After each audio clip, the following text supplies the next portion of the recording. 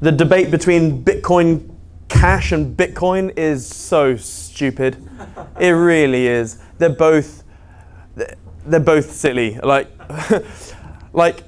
put it this way: if Bitcoin was just to match the Visa transactions of up to 24,000 transactions per second, the block size would need to be about 370 terabytes, not 1 megabyte or 8 megabytes. So it's a stupid argument.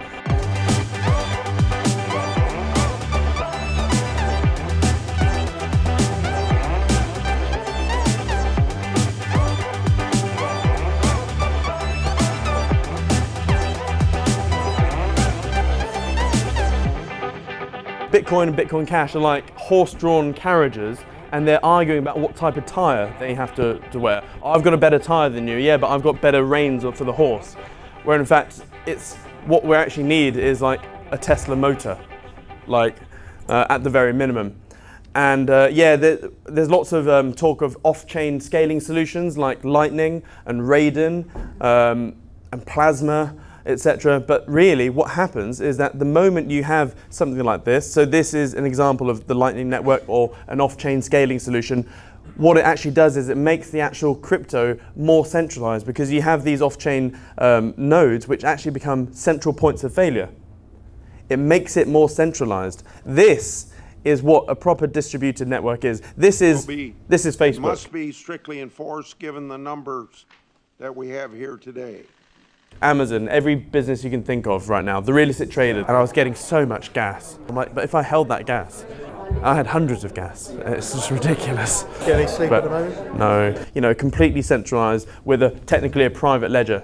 Everyone, like people sort of like shiver at the thought of, oh, that company has a private ledger, it must be doing something dodgy. No. Every business in here has a private ledger of some sort. Who here has a spreadsheet or a bookkeeping system? They're all private, aren't they? You don't want everyone to know who your customers are, and their details, etc. So, yeah, I'd just be careful next time you sort of shudder at the word private ledger.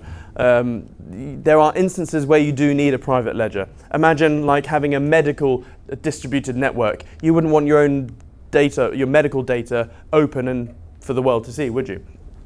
So yeah, this is what I think are the prerequisites. We need something, no matter what it is, whether it's a platform or a currency or whatever, it needs to be able to do instant transactions, zero transaction fees, unlimited scalability, effortless cross-chain interoperability, microtransactions, smart contracts, and no choke points. I don't think there is any crypto that meets all of these just yet. There are a few that meet a lot of them, but not all of them.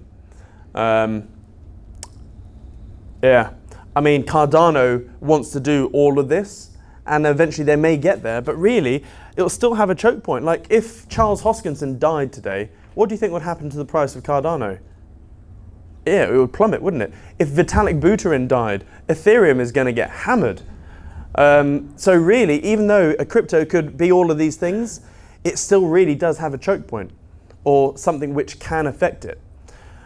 So yeah, there will be unimaginable techs and applications. I mean, going back 20 odd years, if you were to speak to someone, let's say the internet wasn't around, and you said, oh, in 20 years time, we're going to have these really cool computer games where you're going to have 60 million adults running around the street with like a weird device in your hand, which is actually like a computer, blah blah blah, which is more powerful than the moon lander rockets, blah blah. Like they'd look at you thinking you're an idiot, or you can find your future wife or husband online through this magical device that you're addicted to 24/7, and that you can swipe left and right for certain people if you wish.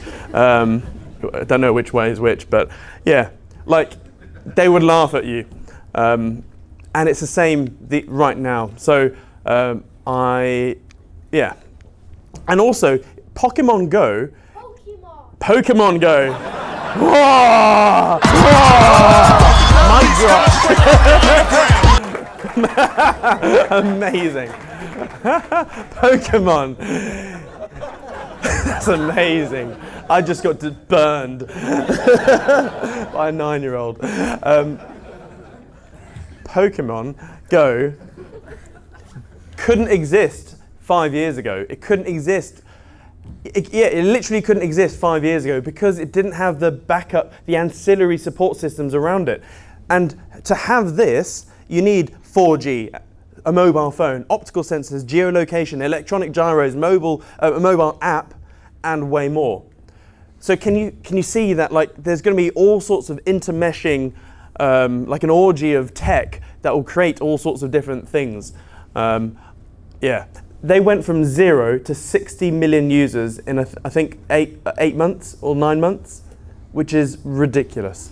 And it actually did a lot of good because I don't know the stat off the top of my head, but they said Pokemon Go, that app made people walk an extra 1 million or 2 miles in that period or something stupid like that.